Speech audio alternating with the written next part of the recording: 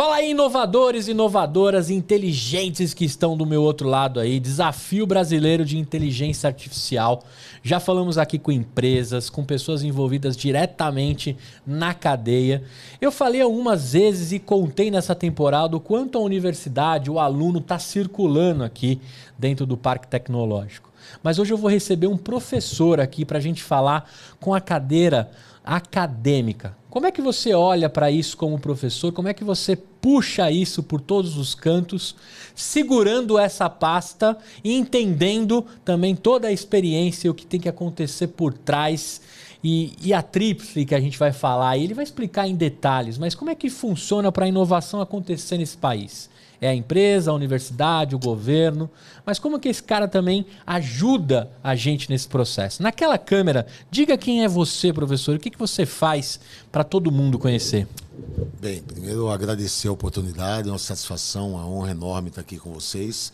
Eu sou o professor Moacir Miranda, eu sou professor titular da Faculdade de Economia, Administração, Contabilidade e Atuárias.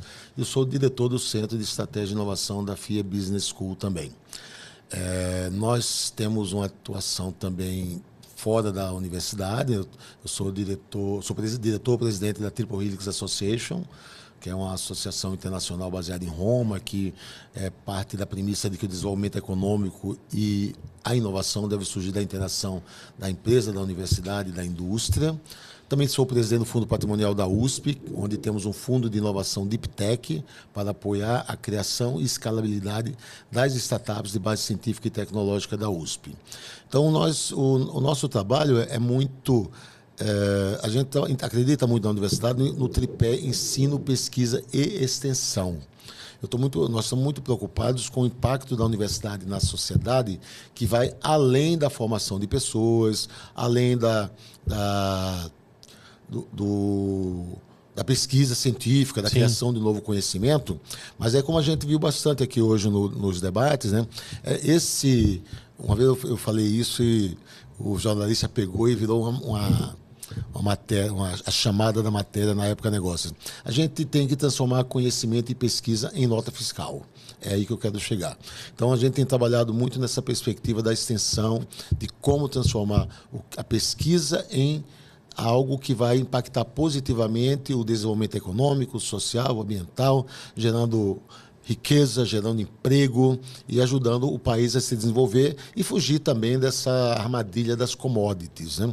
Eu não sou contra as vantagens comparativas que nós temos no Brasil, no agronegócio, na mineração e etc., mas eu acho que a gente pode inocular inovação nessas cadeias produtivas e de serviços também. Então, eu acho que é um caminho aí que a gente está muito preocupado em fazer acontecer. Eu sou diretor de inovação de um projeto financiado pela FAPESP, um projeto chamado CEPID-ARES, é um Centro de Pesquisa, Inovação e Difusão em Resistência Antimicrobiana. Esse projeto é interessante porque a resistência antimicrobiana é uma das indústrias da saúde. É a indústria da saúde, foi definida pela Organização Mundial da Saúde como um dos 10 desafios do século. E o que é que nós estamos fazendo nesse projeto? Uma parceria da Universidade Federal de São Paulo, Escola Paulista de Medicina, com a Faculdade de Economia e Administração, onde eu atuo. Nosso trabalho lá é transformar essas pesquisas em produtos e serviços, né? Nós estamos com dois projetos de startups já submetidos ao PIP da FAPESP, que é um programa que estimula a criação de startups, né? Um ajuda no mapeamento no diagnóstico, acelera o diagnóstico dos ambientes infectados. O outro é bem interessante porque é um projeto de bacteriófagos. A gente está trabalhando com uma tecnologia muito inovadora de fungos que eles comem as bactérias. Né? Então, nesse sentido, você, em vez de tomar um antibiótico, você pode ingerir esse fungo e ele vai atacar e destruir aquela como bactéria defesa. Com muito menos efeitos colaterais e sem, digamos assim, poluir, né, o meio ambiente, porque o uso indiscriminado de antibióticos tem gerado muitos problemas. Né? Então, a gente tem feito esse trabalho, né, bem importante. Lá na Universidade de São Paulo, nós temos 4 incubadoras de empresas, temos mais de 400 startups Deep Tech incubadas. Nós temos um parque tecnológico, o Supera Parque, em Ribeirão Preto, onde temos também... O Supera Parque está ranqueado entre os 10 principais parques tecnológicos do mundo, né? Legal. E é bem interessante também. Sorocaba é fantástico. Sorocaba é um modelo que a gente aprende muito na interação com Sorocaba. Mas assim, lá temos também esse desafio. Então a gente tem esse trabalho muito forte de tentar transformar pesquisa e ciência em negócios, né? Agora, professor, quando a gente pega uma inteligência artificial que você passa a ter diversos cérebros trabalhando e dados maravilhosos sendo cruzados, o quanto isso acelera todas essas frentes? Porque eu entendo que há algumas décadas você vem presenciando o avanço tecnológico. Mas se a gente fizer um recorte de 2025 e 2026, a gente tem uma aceleração absurda de processamento, inclusive, né? Como é que você está vendo isso? Porque o mundo passou a girar mais rápido. O mundo está girando muito mais rápido, a transformação é disruptiva mesmo, né? São oportunidades incríveis em todas as áreas do conhecimento e da indústria. Nós estamos, por exemplo, esse caso da saúde que a gente está trabalhando agora, nós estamos bem no início ainda de uma nova startup em que nós estamos desenvolvendo algoritmos que simulam as ações de moléculas. Então, o que é que você faz? Olha que interessante. Ao invés de você fazer 1000 testes por ano para descobrir uma ou duas alternativas em termos de fármacos que podem solucionar uma doença, você simula esses algoritmos todos de inteligência artificial, você faz as combinações, você, em vez de fazer 1000, você faz 1 milhão e você já sai com 2, 3, 10 alternativas reais para você, aí sim você ir para o mundo real e testar. Então, é um negócio que você transforma um dia, uma semana em um ano de trabalho tradicional, né? Na área da manufatura também, né? Toda a interação que você tem nas cadeias produtivas, desde a demanda, que você vai gerando a produção a partir do puxado pela demanda, inclusive induzindo muitas vezes isso pensando no futuro, né? O agronegócio também é uma coisa espetacular. O agronegócio do Brasil é uma tremenda vantagem comparativa. A vantagem comparativa é aquela que você não precisou desenvolver, você já tem. A vantagem competitiva é aquela que você desenvolve. E está à frente, né? E está à frente. Então, você vê, nós temos uma vantagem comparativa fantástica no Brasil, que é o maior país em termos de terras agricultáveis. Mas você precisa, além disso, inocular a tecnologia. E está acontecendo isso, né? O trabalho fantástico que a Embrapa faz, o trabalho fantástico que a APTA. Nesse momento, a gente está fazendo um projeto na APTA, Agência Paulista de Tecnologia Agropecuária, tem mais de 800 PhDs, e nosso trabalho lá é exatamente ajudá-los nessa ponte entre os TRLs, né, que é uma metodologia que a gente usa, baixos da pesquisa, que vai de 1 a 4, e levar para os Technology Readiness Level de 5 a 9, que aí é quando 9 é quando você chega e transformou num produto. Tá. Então a gente está fazendo esse trabalho com eles.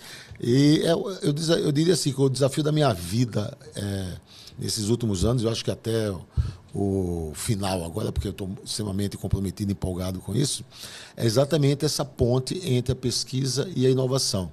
Nós fizemos um mapeamento ano passado, eu vou falar o meu ambiente que eu conheço melhor, né?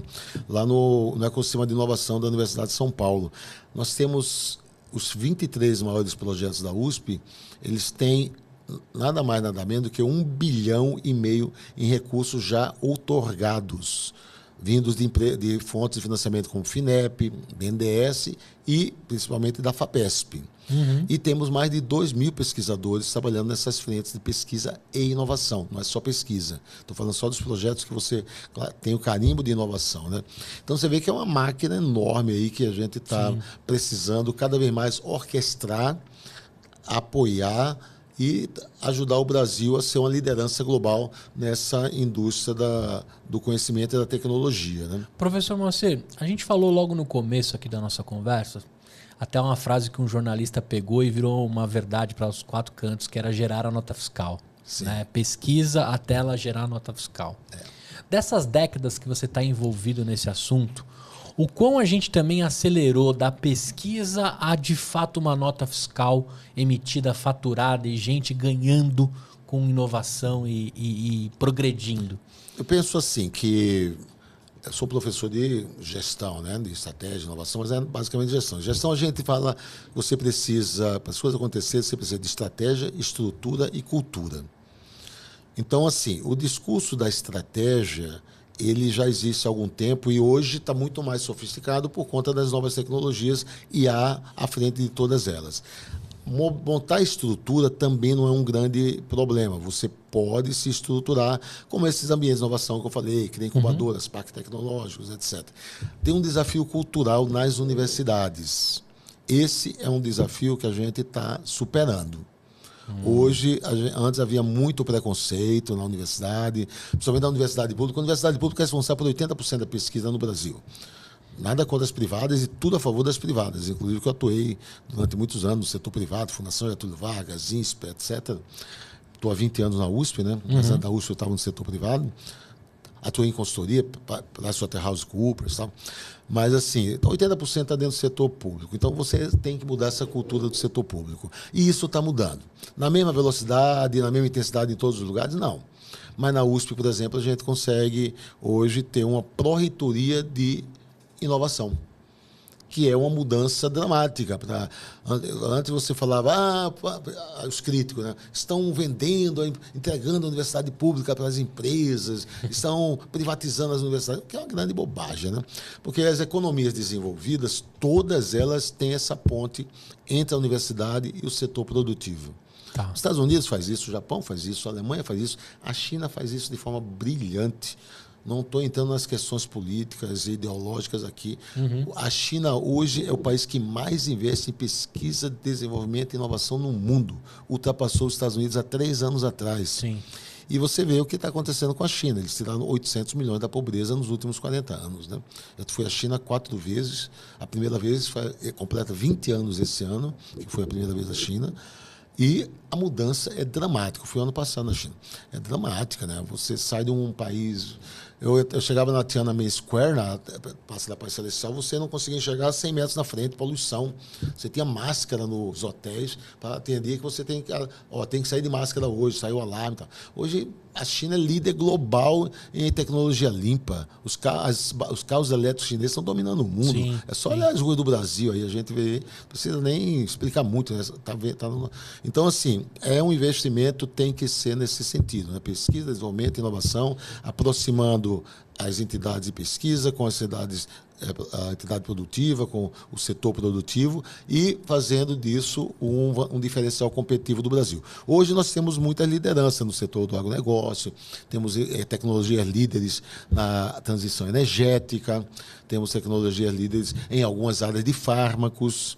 Essa pesquisa que a gente está fazendo com a Escola Paulista não é por acaso. Já eu aprendi com os médicos, né, os parceiros de pesquisa lá, que há uma geografia das doenças no mundo. Né? Então, tem doenças que são de países tropicais. Então, quem tem que resolver isso é o Brasil e outros países tropicais. Sim. Países temperados não lidam com isso. Exemplo mesmo é a vacina da dengue, né? E coisas que são totalmente... Butantan acabou de lançar agora a vacina, né? Um espetáculo, né? Aliás, que foi criado agora vai para o 3º ano o Distrito de Inovação de São Paulo, né? Criado pela USP, PT, IPEM, Instituto Butantan, Prefeitura e Governo do Estado. Agora, eu tenho uma outra pergunta. Você também tem uma cadeira lá de presidente no Fundo de Inovação dentro da USP, sim, né? Voltado para Deep Tech, que, consequentemente, a gente tinha ali umas Big Techs que estavam com esses assuntos. Até um pouco do começo do ano, até a pandemia, a gente entendia que estava muito ali centralizado em algumas Big Techs, né? De fato, as tecnologias e as grandes revoluções. Quando a gente coloca uma IA na jogada, praticamente a gente deixa aquele pequeno ser grande também e a gente deixa aquele cara que estava lento ser ágil também. A inteligência artificial permite isso. Dentro lá do fundo que você tem visto e a visão do Deep Tech, né, de tudo que tem passado lá, ficou competitivo agora? Ficou ágil? Ficou rápido? O que aconteceu? Eu vou falar para você. A realidade é que o capitalismo é competitivo e predador também. Né? A gente sabe que, por exemplo, a Microsoft, a Google, têm recebido multas bilionárias nos Estados Unidos, na Europa, por práticas anticompetitivas. Né? Eu li um uma das sentenças, o juiz falava assim, se as empresas da época fizessem o que o Google está fazendo hoje, o Google nem existiria. Porque, na verdade, quando as grandes corporações, eles tentam capturar as inovações dos concorrentes no nascedouro. E quando não conseguem, eles tentam destruir com práticas predatórias e tal. Uhum. Então, assim, a gente tem um gap em relação aos países mais avançados. Não tenha dúvida. As Big Techs têm um poder imenso. Eu não vou dourar pílula. Eu acho que se a gente não tiver regulação, vai ser difícil a gente fazer frente a isso aí. Principalmente por conta do gap que já está estabelecido. A inteligência artificial está aí, está democratizada, a gente tem acesso, mas os avanços estão muito mais maiores do que a gente imagina. Porque, veja só, na área de tecnologia, isso é um corolário assim, você trabalha muito com a ideia de software e hardware, né? Uhum. Então, você vê, a inteligência artificial, ela roda num equipamento. Então, quem domina hoje, por exemplo, a tecnologia de computação quântica, vai conseguir fazer algoritmos muito mais sofisticados, pesados, poderosos, que quem não tem não vai rodar, entendeu? Sim, você faz o cobertor conforme o frio que você está criando, né?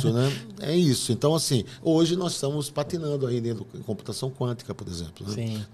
Então, assim, a gente está naquilo que está disponível ao nosso alcance, nós estamos indo bem. Nosso setor financeiro está dando um show de bola. Nosso setor de varejo é fantástico. Eles montam negócios incríveis, né? O Magalu e todos esses aí. Então, a área de inteligência artificial fez a Magalu se tornar líder no negócio de varejo online. Pô. Então, você vê, eles chegam lá no Instituto Matemático, Estatística e Ciência da Computação da USP e levam turmas inteiras. Uma contrata de 20, de 30, é uma loucura. Mas você vê, contrata no atacado. No atacado, porque esse é o nome do jogo. Mas você vê, sabe onde é que eu quero chegar? Isso é o que está disponível. Mas tem algo lá na fronteira que quem está lá na fronteira tem uma vantagem competitiva. Por isso que a gente tem que ter uma governança global, por isso que tem que ter alguns critérios, senão você vai... E o capitalismo, assim, a gente é capitalista, né? Eu sou capitalista, defendo um capitalismo inclusivo, com desenvolvimento social, ambiental, né? Mas, assim, o capitalismo é concentrador também, né? Sim. O capitalismo é concentrador. Então, se você não tiver cuidados, isso vai ficar muito concentrado. Agora, professor, para a gente fechar, quando você vem num evento como esse e vê a gente cortar o laço de um desafio brasileiro de inteligência artificial, o que você sentiu ali? O que você vê com um programa como esse? Como que isso te toca e as expectativas? Eu achei fantástico, eu achei impressionante. Eu prestei muita atenção na mesa de abertura, a fala do presidente da BDI, dos deputados presentes, né, do pessoal que estava... Eu senti assim, lembra que eu falei de estratégia, estrutura e cultura?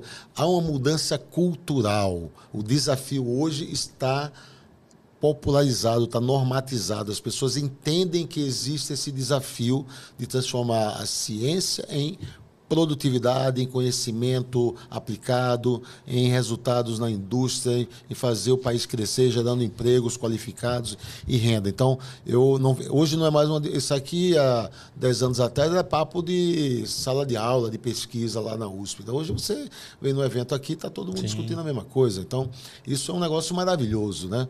É o Brasil na economia do conhecimento na prática, né? E a inteligência artificial como a grande tecnologia disruptiva aí que está puxando tudo isso. Professor, para fechar, eu tenho um prazer imenso de conversar e sentar com um professor. E eu queria agradecer em nome de todo mundo que já teve um professor a importância da figura professor. Né? Sem professor não teríamos empresários, empresárias, sem professor não teríamos médicos e tantos outros.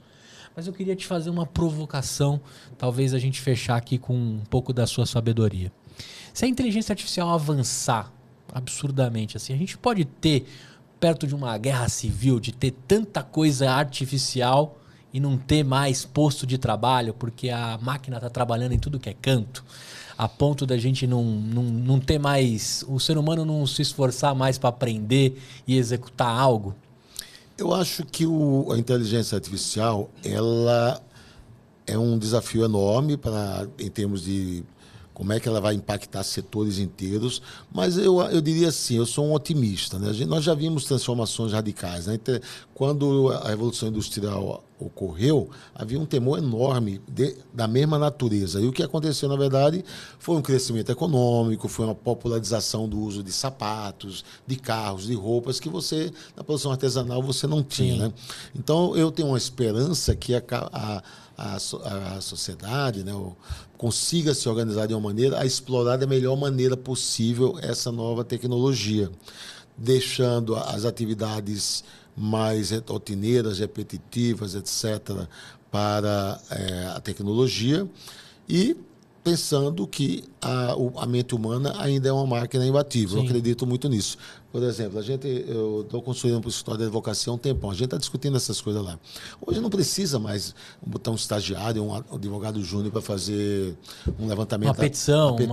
Ou um levantamento da jurisprudência de um área. Isso aí você dá 2 cliques lá. Inclusive, já tem até aplicativos focados nessas questões. Sim.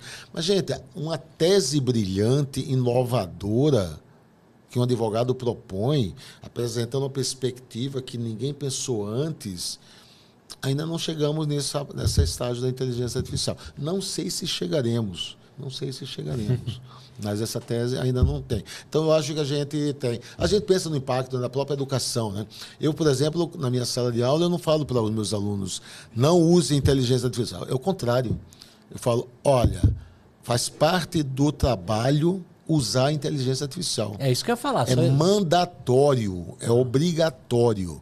E tem que explicar como usou e como se certificou que os dados usados são adequados, corretos e não tem erros e tal. Aí você começa a treinar a pessoa de uma maneira diferente, né? Não é para... É como aquilo entra e como você faz uma crítica em cima daquilo que foi feito também, criando valor a partir da inteligência humana. Né? Os TCCs estão mais robustos? Estão, sem dúvida. Sem dúvida. Legal. E a gente aprende, é uma loucura. Eu estava numa apresentação de um aluno lá, ele apresentou uma proposta de uma startup na área de saúde mental. Eu falei, gente...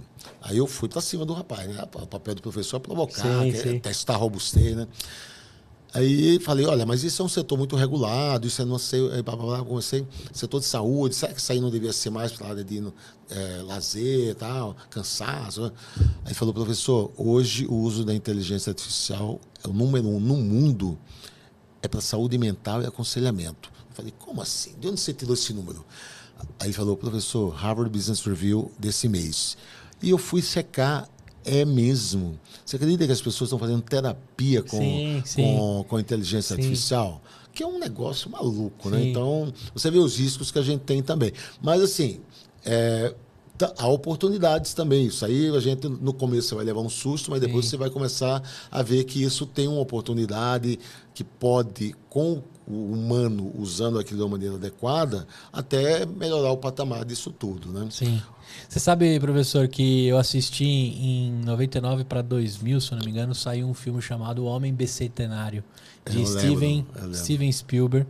Em 2001, esse cara escreveu parte do que a gente está vivendo agora. Não sei se você lembra nos detalhes do filme, mas sem spoilers. Né? Parte da necessidade do humanoide lá era se tornar humano e a cúpula estava avaliando se ele tinha condições ou não, porque ele já tinha mais de 200 anos. Você acha que a gente está vivendo aquilo? Steven Spielberg estava certo há 26 anos atrás? Eu acho que eu admiro muito a arte, né? A arte, o pessoal tem um ditado que diz assim, a vida imita a arte também, né? Eu acho que aquele filme pode ser premonitório. Acho que há riscos realmente, se a gente não conseguir regular até dessa situação. Vou te lembrar de outro filme, já que falou do filme, vou te falar de outro filme. Vou falar do Exterminador do Futuro. Sim. Você lembra do Exterminador do Futuro? Sim. O que é o Exterminador do Futuro? É a guerra entre máquinas e homens, né? Sim. E os caras mandam no futuro a máquina para matar o líder da revolução humana que está se liderando a resistência ao domínio das máquinas. Então a gente está chegando nesse momento, mas eu tenho, como eu te falei antes, eu tenho uma visão positiva. Eu acho que a humanidade vai conseguir se colocar de uma maneira a usar essa tecnologia em seu favor, né? E não contra si mesmo. Sim. E por isso que tem que ter regulação, porque a gente sabe que o ser humano tem ser humano do bem, tem ser humano do mal, tem ser humano meio perdidão, que vai na onda. Então, a gente tem que ter um regramento aí. Minha mãe sempre fala que para cada 10 pessoas que nascem, pelo menos 9 ainda estão para o bem. É isso. Então nasce mais gente do bem do que eu sou mais nessa estatística. Por enquanto tá nascendo mais gente do bem do que do mal. Mas você viu, eu vi os 2 deputados falando lá, prestei muita atenção, eu gostei muito do que eles falaram. Eu gostei muito, fiquei muito bem impressionado. Até cumprimentei, né? Porque eu gostei muito a abordagem, a maneira como eles falaram da questão e o cuidado que estão tendo com esse tema, né? Então, como eu te falei antes, eu acho que eram temas que estavam nas conferências, nas salas de pesquisa, nas conferências acadêmicas, né? E hoje estamos conversando, né? Nos ambientes de negócios, no dia a dia das empresas e das pessoas. Então, eu fico feliz com isso. Professor, adorei conhecer você, conversar. Dá para ficar horas e horas conversando contigo. Qual que é a sua naturalidade? Eu sou natural de Recife, Recife, maior capital do uísque brasileiro, né? Mundial, né? Capital do uísque mundial. Recifense não começa não, que Recifense acha que é o maior bloco do mundo, a maior avenida em linha reta, a maior não sei o quê. Recifense é meio megalomaníaco, né? Muito bem. Mas eu estou em São Paulo há 36 anos. Eu vim fazer mestrado na USP e fui ficando. Né? Ficou aqui com a galera. Estamos aí com a galera. Muito bem. Muito feliz aqui. Onde que a galera te encontra, professor? Onde é que eu vejo um pouco do seu dia a dia e acompanho você nas Universidade redes? de São Paulo e FIA Business School. Perfeito. Faculdade de Economia e Administração e Contabilidade da Universidade de São Paulo, FIA Business School. Dá um link lá para o Sou Moacir Miranda, tô lá. Legal. E aí tem os LinkedIn, links Instagram, essas coisas também contam. LinkedIn também, sem dúvida. LinkedIn a gente está postando direto, porque tem essas atividades todas que a gente faz, né? Conferência nacional, conferência internacional, Global Innovation Index, sou mesmo representando o Brasil no Global Innovation Index, a gente está sempre divulgando essas coisas. Então, LinkedIn é bem ativo. Perfeito. LinkedIn é bem ativo, estamos lá. Será um prazer aí ter mais gente lá no LinkedIn. Muito legal. Professor, eu queria que você chamasse, olhando para a câmera, todos os alunos, todo mundo que te conhece, que viu o quão importante é um desafio como esse, e vir participar, porque eu acredito que se a gente não juntar todo mundo nesse desafio, a gente não sai do outro lado. Então, eu queria que você convidasse a galera e a gente encerra em seguida, pode ser? Pode ser. Pessoal... Só que um pouquinho olhando... É isso. Pessoal, o convite é imperdível. Vamos participar do desafio de A da BDI, aqui lançamento nacional hoje no Parque Tecnológico Sorocaba, algo impactante. Além de poder ganhar dinheiro, você vai ter a oportunidade de levar a sua tecnologia para o mundo inteiro, né? Então, eu convido todos o pessoal da indústria, o pessoal da pesquisa, o pessoal da inteligência artificial em geral, a embarcar nesse desafio que é algo realmente vai fazer a diferença na vida de todo mundo e de vocês também que vão participar e vão ganhar esse desafio. Venham todos. Muito bem. E não deu tempo, né, professor, de falar que você é nascido onde tem o Porto Digital, que é mais um... Também não fala aí, eu tô falando. Foi o fundador do Porto Digital, o Silvio Mira, grande amigo. Cara. Muito bem, Silvio. Por acaso, o Steve Jobs brasileiro. Por acaso, é uma liderança internacional em inteligência artificial também, né? Muito bem. Uma grande liderança nessa área. A gente dá um tchauzão pra galera toda. Galera, tchau. Até o próximo. Não perca essa temporada, está absurda. Sentou todo mundo aqui que faz da inteligência artificial algo vivo e transformador. Venha para o desafio brasileiro de inteligência artificial. 1,5 milhão em prêmios. Você que é empreendedor, você que é estudante, tem que participar disso. Você tem que viver esse futuro, esse presente, direto aqui do Parque Tecnológico de Sorocaba. Eu vejo você na próxima e a gente dá tchau pra galera. Professor, obrigado. Galera. Tchau!